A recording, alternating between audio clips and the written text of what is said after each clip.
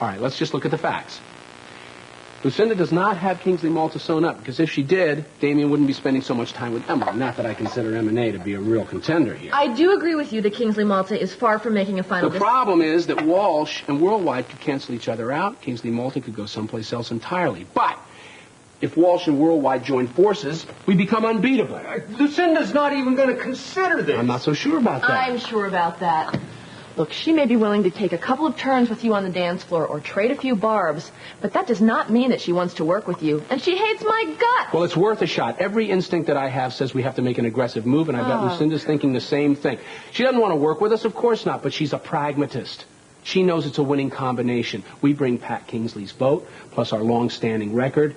Worldwide brings its international reputation, plus whatever Scott was able to do over in Europe. Well, wait a minute. You're leaving out Emily Stewart and M&A entirely. Yeah, well, but the problem there is that it's too small an operation. No, what about making the same offer to Emily? No good, because then Kingsley Malta associates us with a small potatoes firm. Worldwide's a rising star. So is Walsh, and I don't see why we need to ride on anyone's coattails.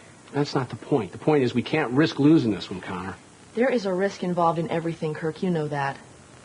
Now, I think we stand a good chance of nailing Kingsley Malta on our own. And if we don't, this company will survive. You going to tell that to the stockholders? Look, I know that you're worried about the stockholders. I want you to be a little worried about the stockholders. We've had a lousy year. I am a little worried. We've had a rough year. So has everyone else. Now, we are not in bad shape, and it's certainly not desperate enough to warrant throwing in our lot with Lucinda. Okay, just do this. Just think about it, please. We'll talk tomorrow. I'm sorry I barged in on you like this. Good night. Kirk! Don't bank on this one. Just sleep on it. You'll see I'm right.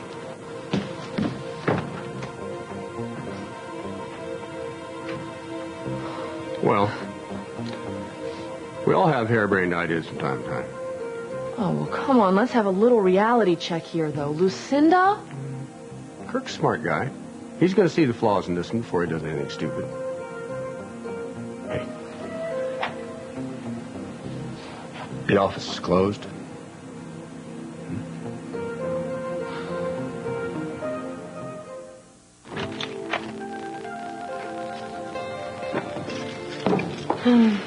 Home sweet home.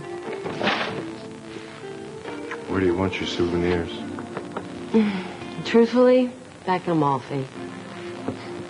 Oh, maybe if I close my eyes and wish hard enough, we could be back on our little terrace.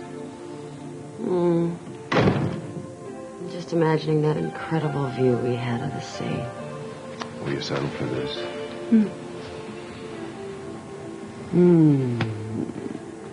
I don't consider that settling for anything. I'm sorry. We had that little run-in with Lucinda on our first night back. Listen, Bryce. Don't get me wrong. All right, I appreciate all of your love and concern. I'm grateful for it. But like I've said 100 times before, I can fight my own battles with that woman. I just find it impossible to stand there while she abuses you. She abuses everybody at one point or another. It's her nature.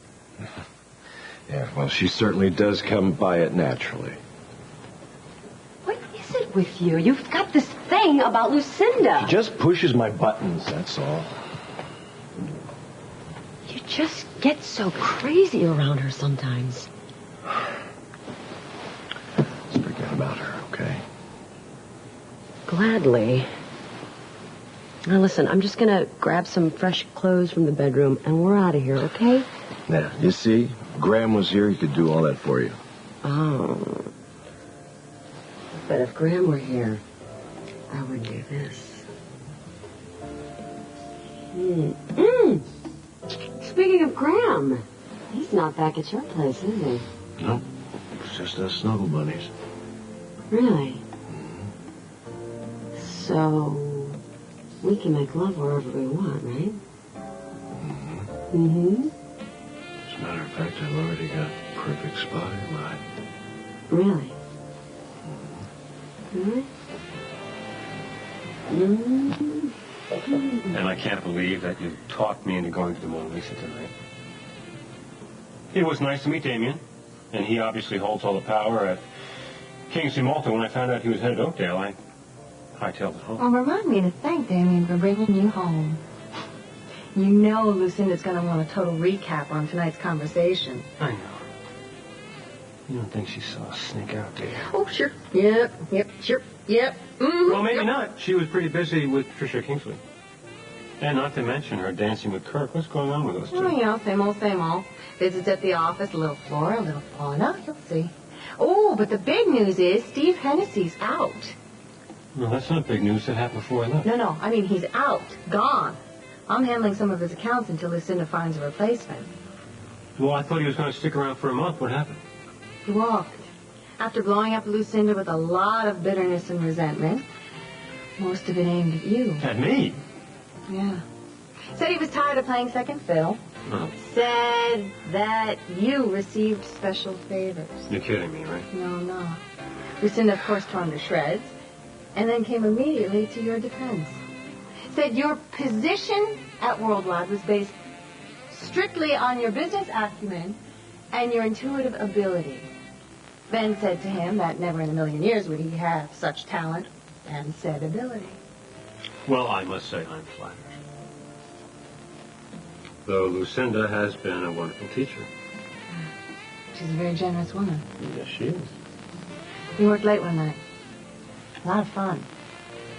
People who think she's got ice water running in her veins are wrong. She even said that she wanted to hire somebody to help me out in the art department so that I could concentrate more on my own painting. Wow.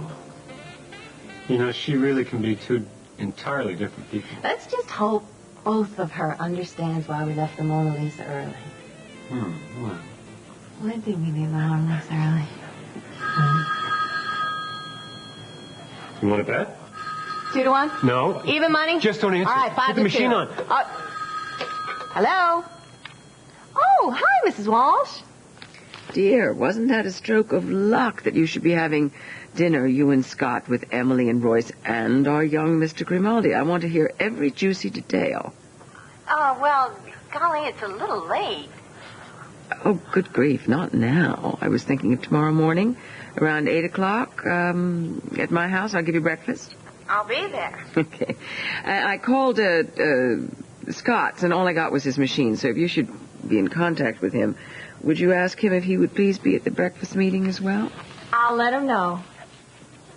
Okay, I'll see you at 8 o'clock sharp. Oh. You too, Mrs. Walsh. 8 o'clock in the morning. Better than now. That gives us, 9 hours. 9 hours? Should be enough. Go in the kitchen, Buffy.